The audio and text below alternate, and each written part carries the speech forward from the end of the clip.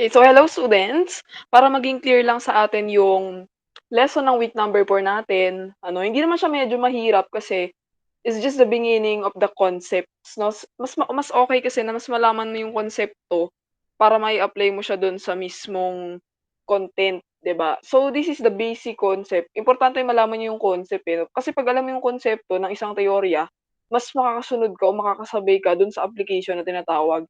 No, kasi sa mga susunod na aralin is malalaman niyo muna yung konsepto ng teorya, tapos may part doon or may week kung saan application na, kung saan i-a-apply niyo yung theory. So, our first three basic theories in the subject are structural functionalism, we have Marxism, and symbolic interactionism. So, yung week 4 kasi natin, it is the basic concepts and principles, no? Yung if you know the introduction of those theories na tinatawag natin. So, unahin na nga natin itong structural functionalism, no? When we say structural functionalism, from the word itself, 'di ba? So, it is all about structures in the, institution in our society. Ano ba yung mga institution na meron tayo sa society natin? Kaya nga structure, eh, may hierarchy na tinatawag. Merong sinusunod na establishment, may sinusunod na gobyerno. So, these are the it's all about the, social institutions na meron tayo. Kaya nga structural functionalism. Because each institution has their own function, 'di ba? Meron silang tungkulin na ginagampanan. No, kaya nga nakalagay dito, it's all about interconnected parts.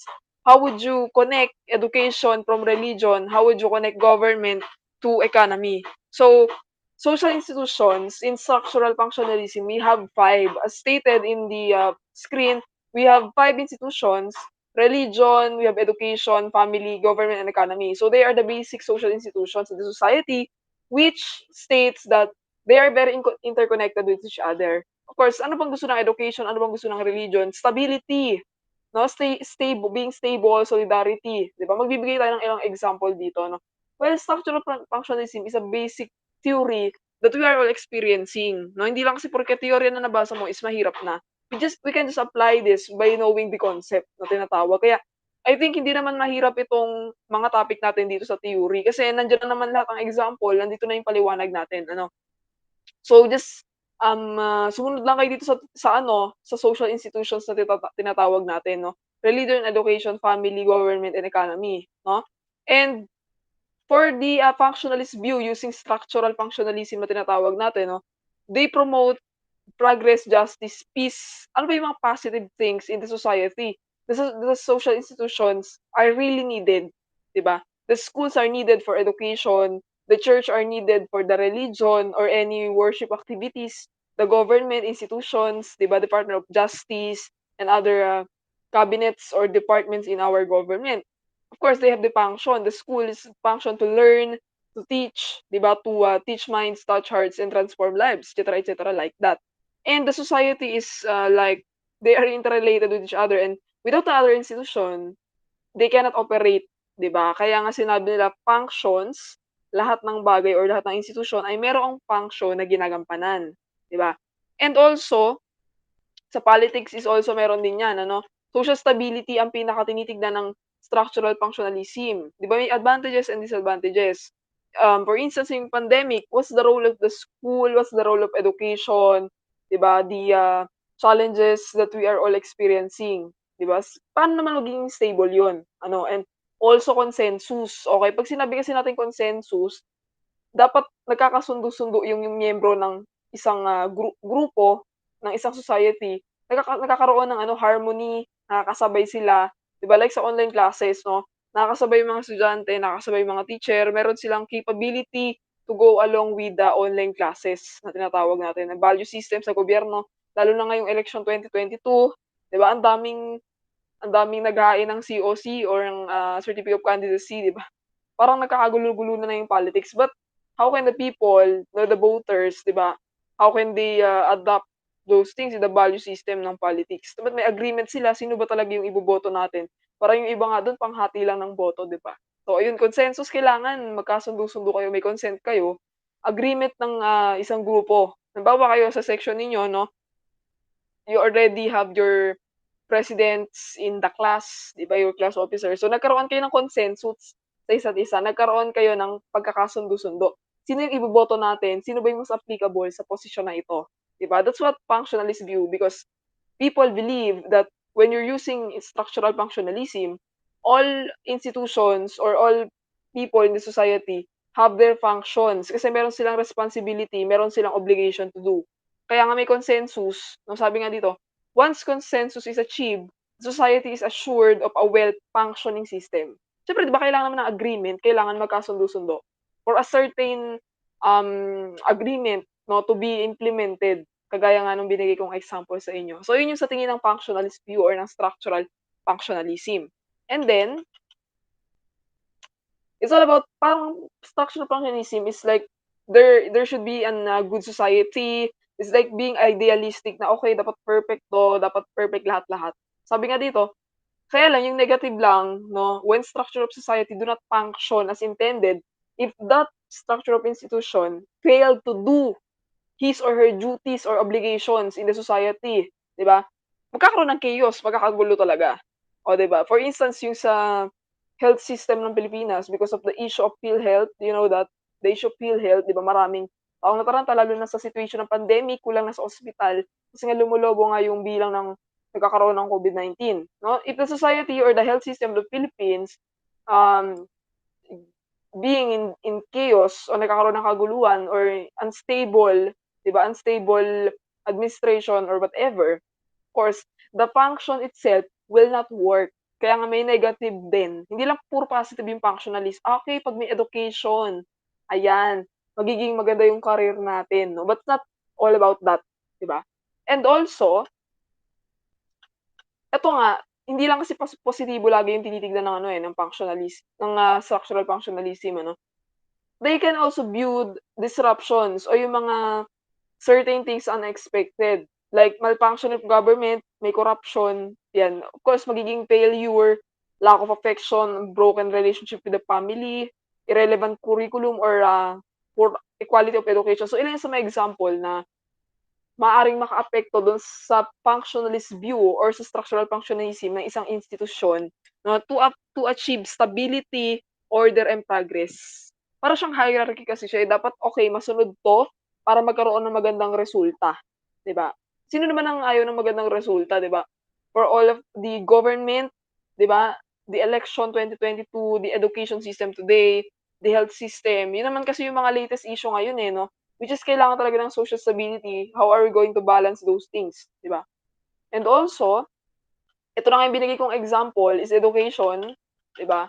Okay, alam naman natin education, once na nag-aral ka, you'll become productive members of society, it's a greater equalizer of the poor and the rich, which is a positive feedback for structural functionalism, 'no? Yung mga positibong bagay na yung mga nakita kong example diyan, global citizenship, promote harmony, it's all about interaction or consensus na tinatawag natin, kailangan may agreement sa isa't isa to become productive. And structural functionalism is really want to end discrimination, conflict, and violence, 'di ba? The police brutality, the LGBTQ issues, 'di ba? Ano pa ba yung mga napapanahong issues natin na puwede naging example, which is puwedeng pumaloob sa education, 'di ba? Itong mga nandito is just the example of how structural functionalism view our society o kung saan natin mai-a-apply yung structural functionalism, 'di ba? From the word itself nga, structure and then function. Sunod natin dito is, for functionalism, it states that education, it is our hope, which is true naman, 'di ba? Take it away from poverty, to have a good career, to fulfill responsibility as what you consider, national identity. So, ilan 'yan sa mga nais isulong o iparating ng structural functionalism, 'di ba, about education. May iba-iba kasing ano, 'di ba sabi ko nga sa inyo, religion, government, economy, puwede natin sila maging example as social institutions. And maaari din natin maitulad ang structural functionalism sa human body system. 'Di ba, all of our human body system, digestive system, nervous system, ano pa ba, re yung mga organs 'yan, yung mga organs na 'yan, eto yung mga may functions of course. It's like just comparing 'no, ilagay mo na lang sa perspective ng human body system that structural functionalism really aims to, kung kapag hindi nag-function yung isa, mas maapektuhan yung isa or hindi magwo-work, 'di ba? all these social institutions play a function. Parang kidney, lungs, once na hindi yan nag-function, buong katawan mo is apektado. Parang gano'n din yung structural functionalism. Once man may nagkamali lang sa gobyerno, na nagkamali sa education, lahat damay, 'di ba? Parang parang mental health, 'di ba, 'pag kahit isang problema lang na dumating sa'yo, 'di ba, kahit hindi naman related doon, personal life mo, work mo, school, apektado niya lahat 'yun, 'di ba? It's about structural functionalism that everything affects if the other, structure or institution fail to do his or her responsibility, 'di ba? Sabi nga, it's a total life of organism, eh, 'di ba? Lahat naman ng organs is may function. Sunod natin, eto naman class yung mga sino ba yung mga tao na popular? Sino ba yung mga nag-e-aim or proponent of this structural functionalism? So eto yung mga tao, hindi na natin kailangan pansauluhin ito 'no, it's just pagpapakilala sa kanila, why they, achieve or why they promote structural functionalism as its proponent, 'di ba? Okay, si Herbert Spencer. Okay, si Herbert Spencer, siya yung first sociological functionalist. Alright, sabi niya, "The progress of or decline of a society will be determined by how it handles constant problems." 'Di ba, kung gaano katibay yung gobyerno na meron tayo, kung gaano katibay yung health system na meron tayo. So, ilan 'yan sa mga pagpapakahulugan natin ng structural functionalism according kay Herbert Spencer, 'di ba? Ilan 'yan sa mga proponents or yung mga pioneers of the theory, sa mga founders niyan, 'no? Ayan naman ang mga description natin.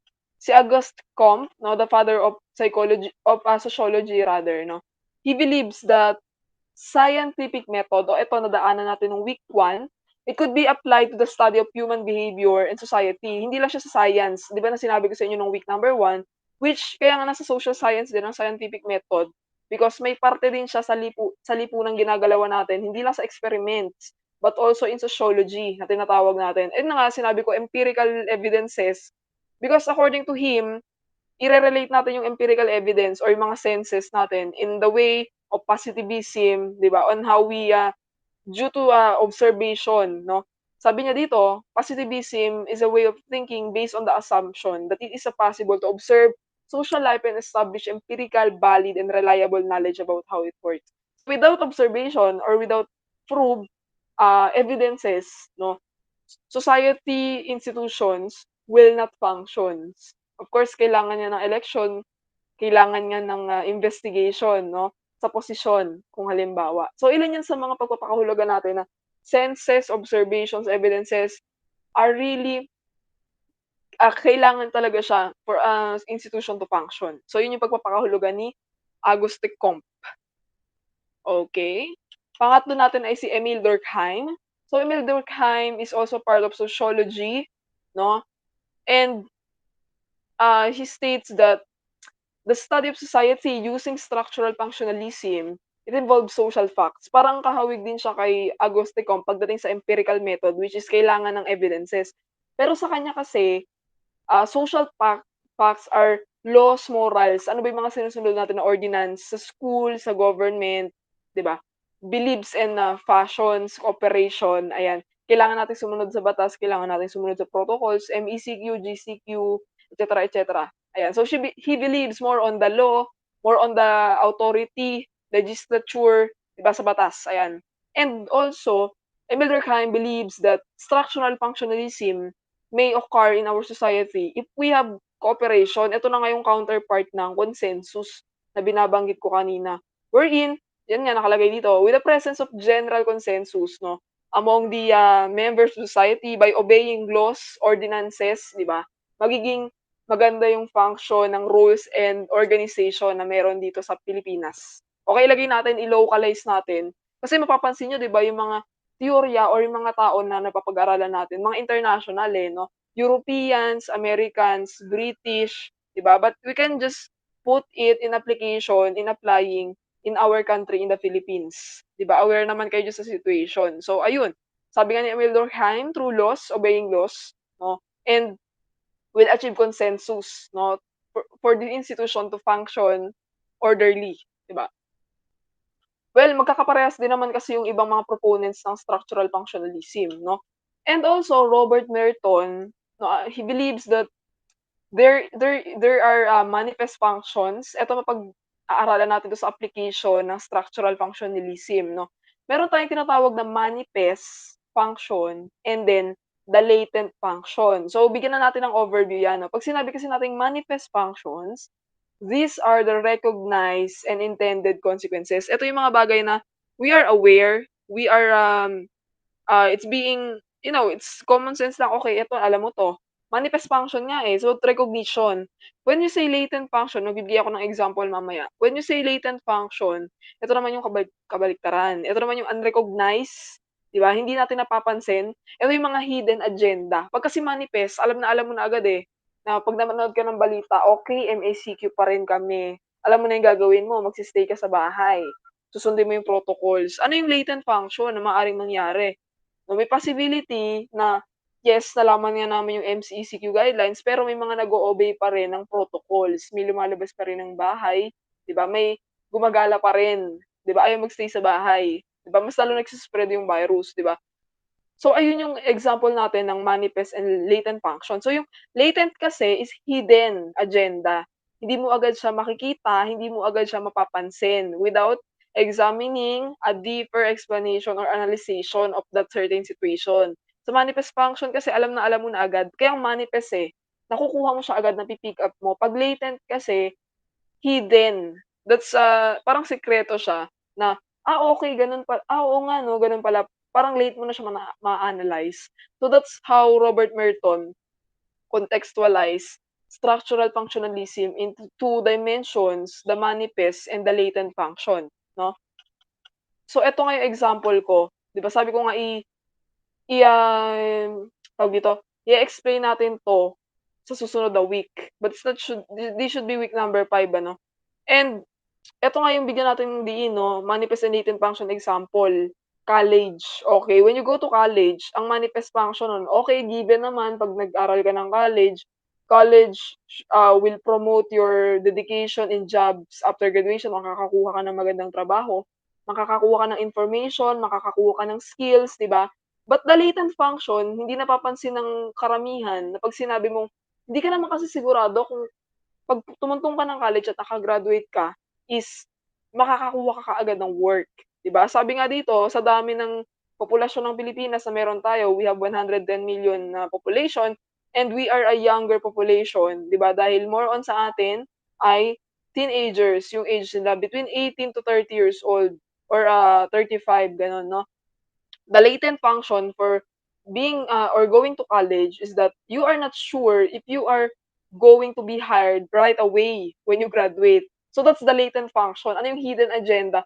Yes, college, okay, good. Maganda yung career na makukuha mo. Pero 'pag pumunta ka ng college, hindi ka sure 'pag gumraduate ka, makakakuha ka ba agad sa dami ng tao? You'll see the deeper analysis of that structural functionalism. 'Di ba? Yes, college is a good way of institution in, education. But are you really sure? Yun yung kabaliktaran, the latent function or yung hidden agenda, 'no? So ayun siya. Sunod natin dito, kung meron tayong manifest and latent functions, meron naman tayong social dysfunctions. So when we say social dysfunctions, these are just very negative things that may happen. For example, these are the disruptions o yung mga, alam mo yung mga criticisms 'no, pagdating sa isang stable institution 'no. For instance, the lack of consensus of people, hindi nagkasundo-sundo sila sa isang agenda, nagkaroon ng separate groups, nahati yung opinyon o nahati yung boto. For instance dito, sa pag-iiba-iba na lang ng status ng mayaman at ang mahirap, the upper class and the middle class. So meron ng discrimination na or differences na nangyayari doon dahil nga okey sila yung mayaman, sila yung mahirap, merong division of the, social strata or social stratification. May nale-labelan na medyo mahirap, medyo mayaman, nakakaangat sa buhay, like that. It's like, yun nga, capitalist order. Like we're living in the Philippines, which is Philippines is a capitalist country, wherein more on sa'tin dito is private market economy. Parang pasok na rin dito yung economics, 'di ba? 'Pag sinabi kasi nating capitalism, eto yung hinahayaan natin na magkaroon ng business without the control of the government, which is maraming private business owners, 'di ba? However, meron din naman kasing mga properties or mga business which is pag-aari ng gobyerno. So, the Philippines is very good in investing in capitalism, 'di ba? Marami ng bansa yung yumayakap sa kapitalismo. Unlike, sa North Korea is a communist country kung saan parang walang kakayahang magmay-ari yung mga tao ng business, which is sa gobyerno lang, 'di ba? Communism, that's the only country remaining in the world, um, embracing communism. But when we say capitalism kasi, eto na yung dahil sa globalization, 'di ba? Sa mabilisang pagdaloy ng proseso ng produkto, services all over the world, kalakalan, 'yan, kumakalat siya at mas ano siya, mas okey siya. Nakikita kasi natin yung impact sa economy. 'Pag kasi communism lang or, common ownership na tinatawag natin na equality, gobyerno, sa gobyerno lang siya, hindi siya okey. Kaya nga sabi ko sa inyo, it's like middle class and upper class nagkakaroon ng ano, lalo na yung lower class, 'di ba, nagkakaroon ng discrimination.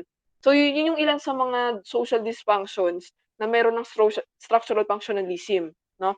And also, when it comes to work or um, uh, yung sa educational background, for instance, 'di ba, high profits for factory owners can be seen as dysfunctional for factory workers as they receive low wages.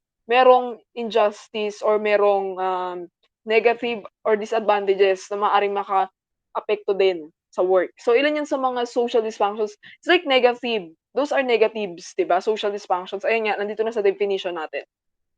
And also, eto pa, so yung ano, etong social dysfunction and manifest and latent kay ano 'to, Robert Merton ano, sa kanyang, pananaw ito. Samantalang para naman kay Alfred Radcliffe Brown 'no, is functionalism, structural functionalism rather, is about well, pare-parehas din naman sila ng sinasabi nila, promotion of harmony and consistency or, people's love. Ito naman kasi parang meron siya sa emotional background 'no. Sabi nga niya dito that it also suggests that people's lives are steered by social structures and the relatively steady model of social actions. Ibig sabihin nun, may emotional foundation of the consensus or agreement. May emotion na involved din and people were merely important in relation to their positions in the overall structure of social roles. So mas okay talaga na may consensus or mutually involved yung mga tao pagdating sa isang decision sa isang institusyon. Okay? That's for Alfred Radcliffe Brown. And eto naman, kung puro positive yung narinig niyo, meron din tayong criticism. Ano kaya yung mga, kritisismo na, pumapaloob dito sa structural functionalism? Ano yung mga negative dito? According to this, para kasing medyo idealistic yung theory, but it's all good because I believe in structure. Of course, kailangan talaga ng hierarchy. No, hindi naman puwedeng equal ang lahat na magsi-stay ka na lang as student, magsi-stay ka na lang sa ganitong posisyon. But also, kailangan mo ding umangat or kailangan din ng structure or hierarchy in the society, 'di ba? So, ang kritisismo dito sa structural functionalism is that the idea of functional unity does not take into account that conflicts can and will arise in the society. Sabi nga nila dito, hindi naman laging positibo, perpekto lagi ang outcome or resulta ng isang bagay. But also learn to accept criticisms, 'di ba? Sabi nga ng structural functionalism na naniniwala sila lahat ng, institution ay magfa-function. But they are not really sure paano naman yung mga conflicts na maaaring dumating or paano mareresolba, 'di ba? Hindi sila sure kung kailan yun. Pangalawa is hindi din natin sure kung hanggang saan yung unity, it can be break or it can be, separated of the groups of, the members, 'di ba? Maaaring magkaroon ng conflict. So yun yung nakikitang kritisismo dito. If structural functionalism can really resolve a certain conflict that may arise in the institution, o tignan na nga lang natin yung sa ano, in the education system, hindi na tayo lalayo ano, sa government, sa religion, sa LGBTQ community, 'di ba? So, that's how it works, 'no? There are negative and positive things that we should look at both, 'di ba? Ito nga yung kritisismo ng structural functionalism kasi hindi lahat ng institutions na nagfa-function ay puro positibo yung outcome. There are also negative. Alright, I hope nag-gets niyo yung ano 'no, nag-gets niyo din yung konsepto ng structural functionalism. So, that's the first theory. Aralin niyo na yung konsepto, malalaman niyo na lahat. Okay, pangalawa natin class is the theory of Marxism. Okay, Marxism naman tayo. When we say Marxism, eto na yung ano, yung parang counterpart ng ano, ng structural functionalism 'no, opposition. 'Pag sinabi kasi natin Marxism, eto yung, ilan sa ano, sa view kasi ng ano, ng mga komunistang bansa o komunistang perspektibo. Sa Marxism kasi, may tinatawag tayong bourgeoisie and the proletariat. So yung mga bourgeoisie, sila yung mayayaman, sila yung factory owners, sila yung capitalist, sila yung mga nasa upper class. 'Pag naman sinabi nating proletariat, eto naman yung mga industrial workers, commoners, laborers, sila yung mga nasa lower class na tinatawag natin. So nagkakaroon ng discrimination ang mayayaman at mahihirap. So nagkakaroon ng class struggle o nagkakaroon ng social problem, social instability dahil nga dito sa umaangat na status ng mga mahirap, which is nade-degrade nila o naapektuhan nila yung mga proletariat, yung mga mahihirap, 'di ba? So this theory is about criticizing those people at the top of the hierarchy.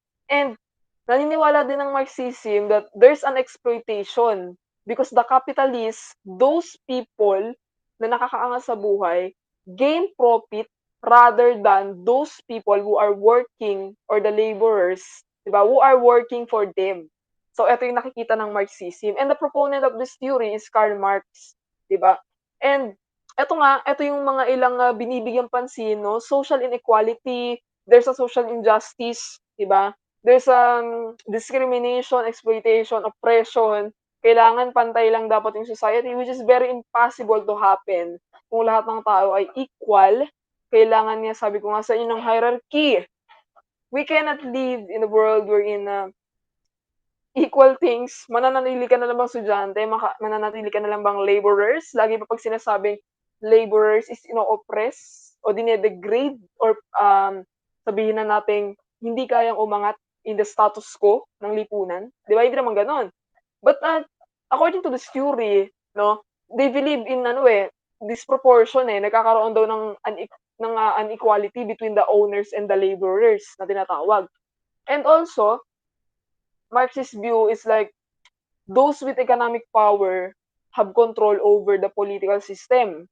Sabihin na nga natin gano'n yung nangyayari. Ano nangyayari dun sa mga mahirap na iwan sila sa laylayan ng lipunan, 'di ba? But in the Philippines kasi 'no, naka-state naman sa constitution natin in the 1987 Philippine Constitution, sa preamble 'no, 'pag grade 12 kayo may subject kayong, politics 'no, that the general welfare of the people is in the common good.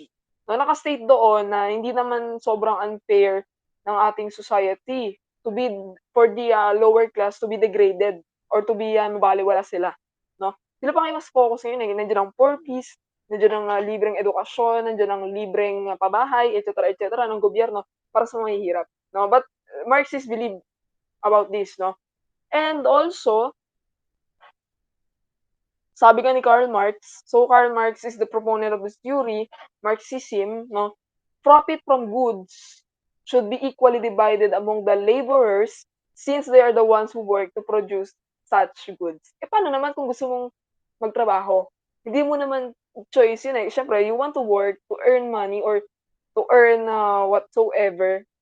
Parang very, common sense lang din naman yung, theory na 'to, 'di ba? Choice mo naman magtrabaho, bakit sa'yo mapupunta yung na-produce mo na goods? That's so idealistic, 'no? It's your choice, 'di ba, kung aangat yung society, 'di ba? And also, Marxist view believes that eto kasi yung yung, teorya or yung perspektibo, ideology na pinaniniwalaan ng mga NPA. If you're aware with the NPA, New People's Army, the, Communist Party of the Philippines, National Democratic Front, 'di ba? Ayan, yung mga NPA na 'yan, so they believe in equality because they want to defend the working class, 'di ba? Ang daming nangyayaring ganyan, 'di ba? Mga sumusukong mga NPA sa Mindanao, in Luzon, 'di ba?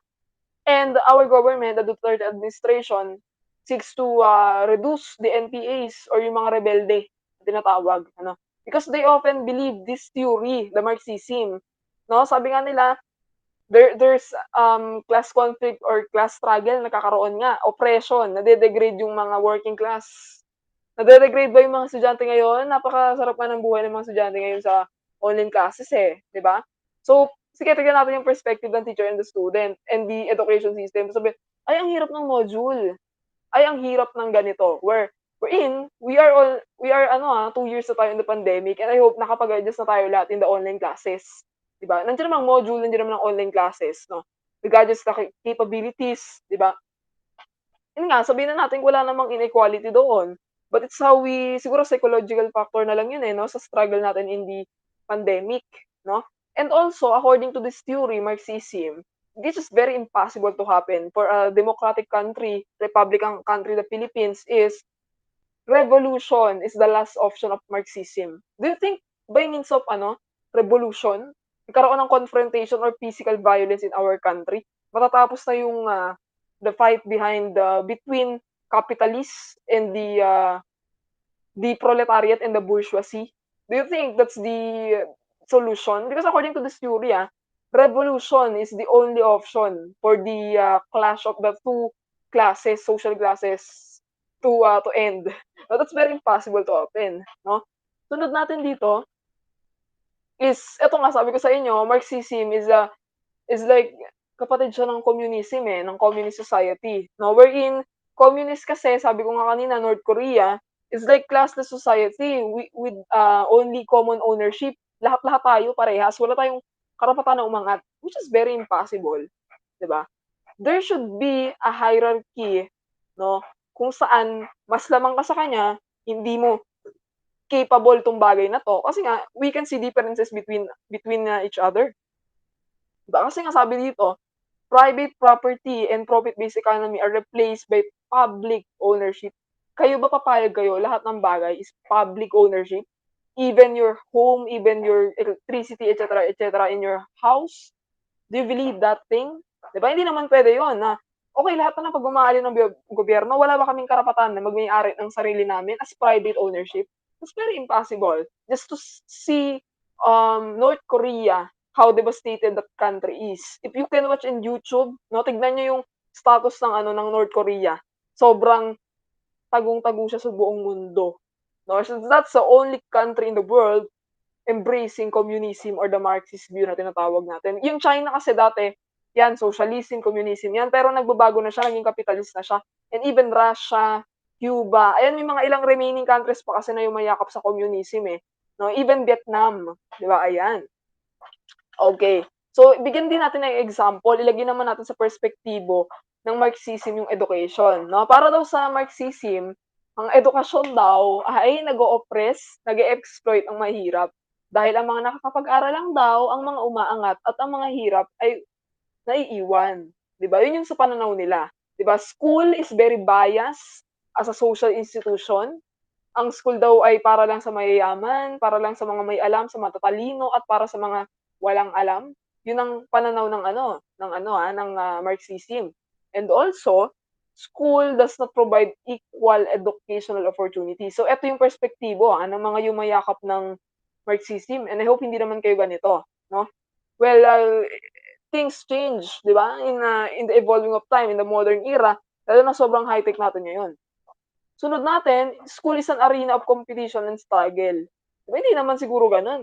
Because in school, we are practicing meritocracy na tinatawag natin, no? By talent, by capability, no? Para makaangat. But it's not like arena of competition kasi naniniwala nila ang school daw ay para sa mag-compete, magkaroon ng struggle, magkaroon ng money, power, position, and honor, but that's their interpretation. So, kaya i-respect na lang natin ang Marxism. And also, school resembles prison cell. Totoo ba yun na ang school daw isang kulungan? Which is, I think, not. But they believe it, no? With school administration and teachers acting as wardens and police officers, parang kinompare nila, no? Nagkaroon sila ng comparison. Okay, sige nga, tignan nga natin. Ang mga estudyante ay ang mga nakakulong at ang mga teacher at mga school administration ang mas makapangyarihan isa sa kanila. Wherein, that's very, no? Impossible kasi in our method in the society, no, that in our society we are very equal, teachers and students. So there should not be supreme than the other or mas mataas dun sa isa. Balance lang siya dapat. Kahit na sabihin na natin na student-centered approach tayo, but still, there should be a balance between the student, teacher, and the administration and the schools, no, para hindi magkaroon ng conflict. So yun yung pinaniniwalaan ng Marxism, ano.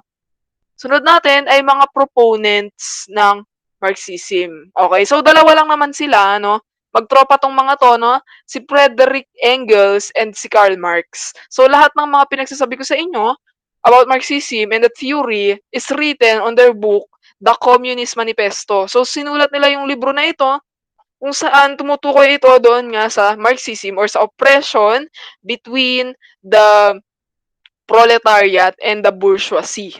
Okay? Sunod natin dito, yun nga ang nakapaloob sa libro na ito, that there's a struggle because of the resources na tinatawag. O, di ba, yung mga natural resources, yung may mga kakayahan, and the wealth and power in the government, in the politics, no? So, ilan yan sa mga epekto sa family, political system, no? Masyadong sinisilipan ng butas, no? For the infrastructures, real foundation, conflict. So, it's like conflict theory. So, parang yung Marxism, it's a conflict theory na tinatawag natin, which is counterpart naman ng structural functionalism. So, yung dalawang teorya na naglalabanan. For the criticisms of this theory, sabi ko nga sa inyo, hindi naman kailangan ng revolution or ng violence, no? Just to become equal or balance the situation. Revolution is not a solution or the physical confrontation na tinatawag natin.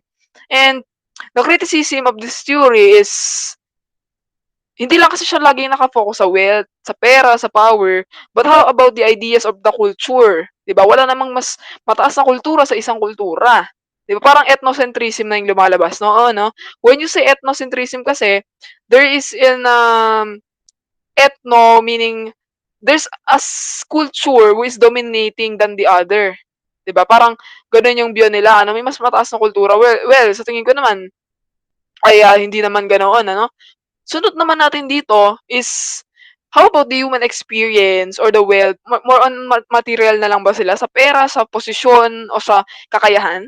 So, ilan yung sa mga kritisismo ng Marxism? Okay, I hope nagets nyo yung Marxism. Punta tayo sa pangatlong teorya, konsepto ng symbolic interactionism. So, when we say symbolic interactionism, from the word itself, di ba? Symbolic, symbols and interaction. So, symbols have different meanings or have different interpretations ang tinatawag natin. Pag sinabi kasi natin symbolic interactionism, behavior is influenced and commonly examined by social interactions. Kaya nga kayo nasa HUMS, Humanities and Social Sciences. It's about socialization, it's about interaction, it's about interpersonal relationship with the other people. And by means of symbolic interactionism, it assign meaning to things. Kaya nga may symbols, that symbol has meaning. That symbol has interpretations, di ba? Meaning is not monopolized by a single person. Meaning, halimbawa, this pen is a symbol for writing. But for those who love art, this pen has different meaning. Diba parang, okay, love na love ko yung pen kasi ito yung, this is the sword, this is the shield to express my feelings. So, things rather, has its own meaning. Kung para sa akin, okay, ito yung meaning, okay, ballpen, pang sulat. Sa ibang tao, who loves art, iba yung meaning para sa kanila. That's how we interpret symbolic interactionism. That things maybe may have varied interpretation or meaning, no? Depende doon sa tao o depende doon sa pangyayari o sitwasyon, 'di ba? Something can have different meanings as there are different perspectives. Sa dami ng perspective, kaya nagkakaiba-iba din, ano? For the interactionist view, for instance, ito, a tree can be perceived as a sort of shade, literal, no? Pag malilim, during a hot day or para maliliman niya, sabi ko. But also, it can be interpreted or symbolized tree to produce 1,000 sheets of paper. Diba? It's about interactions no? Well, kung paano mo nako-convey or paano mo napo-portray isang bagay. So, that's how you put meaning on that thing. Diba? And, also, bigyan natin ng example. For instance, okay, when you interpret this bintana or bentana in Spanish word, there's a difference between the term, no, in Filipino and in Spanish. So, Spaniards, window is associated with ventilation. Diba? Para sa hangin, diba? Which allows cold air to circulate around the house and the air to get out. Diba? That's the literal meaning anong silbi ng bintana. Hindi, but in Filipino, no, we have this dungawan.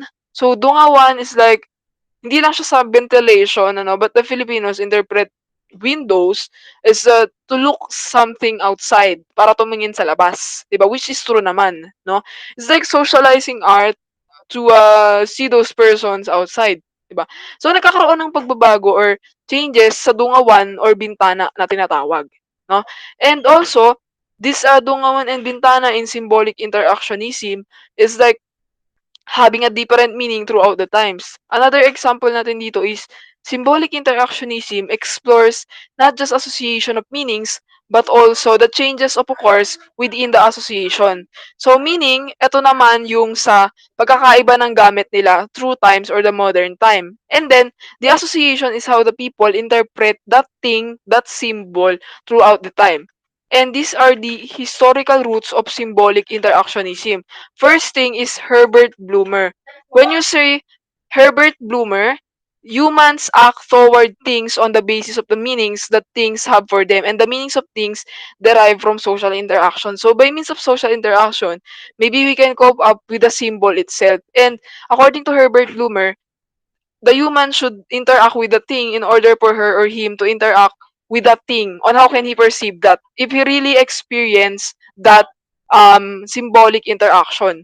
Pangalawa dito is example natin dito is role playing. So when you say role playing, it is the ability to perceive the object of conversation through the eyes of the other. So when you do role playing, it's like you can handle or interpret things based on the actors or actress kung paano nila ini-interpret or paano nila ina-act yung isang scenario. So role playing is a big help in the activities of performance tasks in school. And how can we really interpret the scenarios, for instance, the martial law or the EDSA People Power Revolution and other scenarios in the Philippine history, 'di ba? How can we interpret, no, hindi lang sa textbooks na nakikita natin. And then for George Herbert Mead, that's for Herbert Bloomer. Now we should interact with a thing in order for us to interpret that, and that is role playing also as the example. Sunod natin ay kay George Herbert Mead, wherein he states that of course, language is very important in communication, no? Through the expression of attitude, opinions, and emotions and ideas. And also, in interaction or the symbolic interactionism, symbols, gestures, and sounds are very important to understand and internalize opinions. And these are the things that interaction, ito yung mga factors that can be included inside the interaction. Without symbols and gestures and sounds, it cannot be interpreted in a good way, or how can the individuals internalize those symbols. That's for George Herbert Mead. And then, for Charles Cooley, so Charles Cooley is um, um, responsible for this theory, which is the looking glass self theory. So under ito ng symbolic interactionism. So yung mga symbolic interactionism kasi yan, structural functionalism, meron pa yung mga theories under nila. So this one is for symbolic interactionism, which is looking glass self theory for Charles Cooley. So when we say looking glass self theory, it's like how ourself is understood as that which is formed from interaction, such as those done with the primary group. So, self-consciousness emerges through the lens of the other. For instance, how people recognize you as a student, how your teacher recognize you as a student, or your parents or your friends. Okay, ganito pala yung pagkakakilala namin sa iyo. Okay, ganito ka pala. Parang nagkakaroon na ng stigma or nagkakaroon na ng parang hindi naman stereotyping yung tawag, nagkakaroon na ng pagkakakilanlan sa iyo ang isang tao. It's like, okay, ganito ka pala nila na na interpret, na ganito na nila na-interpret yung boses mo, no? For instance, sige na nga, ilalagay ko na yung sarili ko dito. So for instance, me, 'di ba? My voice and my personality are like they can interpret this kahit naman nung hindi pa pandemic or the online classes. No, my voice and how I portray myself, the aura or the personality that we have, the strong personality that I have is like a looking glass self theory that everyone knows about, but hindi naman negatibo pero natural lang talaga siya. And that's how you look at me, that's how the people look at me. It's like a teacher who's very passionate in teaching, or passionate in the aura is very strong because I'm very dedicated or whatsoever. That's very natural, and I think there shouldn't be criticism about that. Hindi naman ako well, we should accept criticisms, and that thing is, wala naman akong masama ng pagtingin doon. How they interpret my voice, okay, malaki daw yung boses ko, ganyan-ganyan. But still a positive look for me, that's an effective way, 'di ba? So hindi ko naman inaano 'yun.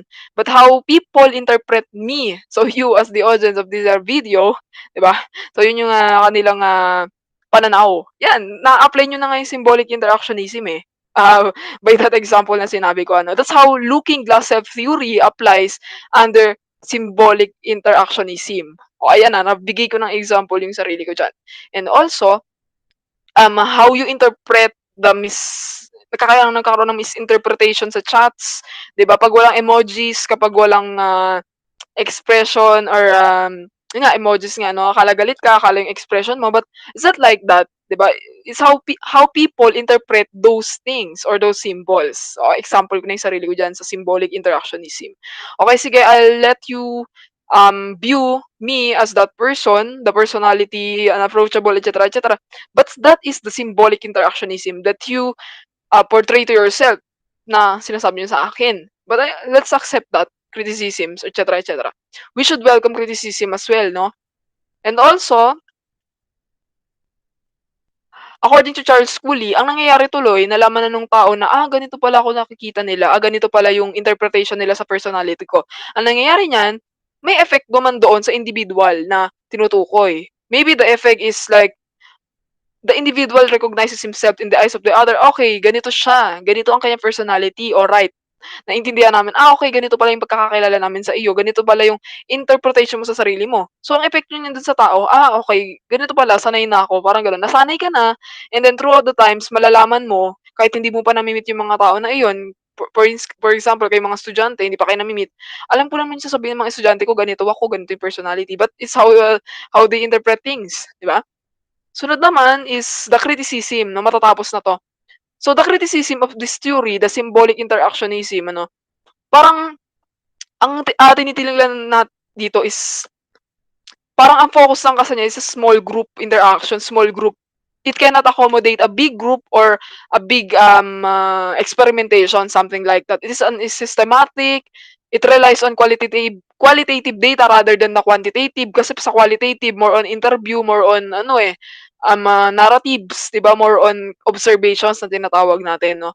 Kailangan din syempre ng numbers. So ilan 'yan sa mga criticism ng symbolic interactionism. And Cooley's development of the self is based on the person's imagination and reflection. Kaya ngayon na yung empirical sabi nga, through the observation, the senses, so lagi na namang imagination and reflection. How about the real? Ano ba yung totoo? What are the facts, di ba, na sinasabi natin? Unlike in the structural functionalism, they believe in datas, di ba? They believe in the method of the scientific method na tinatawag natin. And also, imagination is not always based on reality, and the person might create a self-identity that is completely separate from reality. So, eto na yung tinutukoy sa aking personality, that what people interprets about me and about you, your personality, is not really the true identity of that person. Of course, you're not being for a long time with each other, no? That's why ito pala yung totoo niyang ugali, ito pala yung totoo niyang personalidad, 'di ba? Iba-iba kasi tayo ng interpretation no? But let's make clear that we respect the criticisms of those person na nakakakilala sa iyong personality, na magkaiba pala yung parang masyadong judgmental lang ang peg, no? Judgmental ka pala no?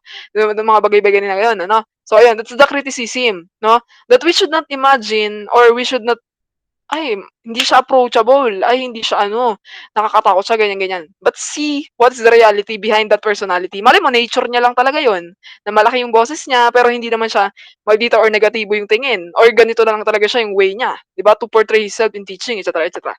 Okay, so that's it. Okay, ayun na nga. So I hope na-gets niyo yung discussion ng week 4. Ayan, nakadalawang bigay ako ng video. Ewan ko na lang kung hindi niyo pa maintindihan. And about the module activity, napakadali lang naman nun. That's your personal opinion to answer. 'Di ba? Ayan. Alright. So that's the first concept. The first three concept, theory, structural functionalism, Marxism, and symbolic interactionism. So konsepto lang, kaya medyo mababaw pa.